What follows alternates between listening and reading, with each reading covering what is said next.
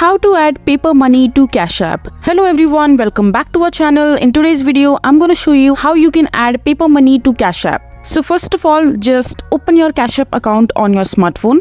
And here just click on the profile icon at the top right. And after that, just scroll down. And after that, just click on support. And after that, again, just scroll down till the very last. And on this page, just click on Cash Card.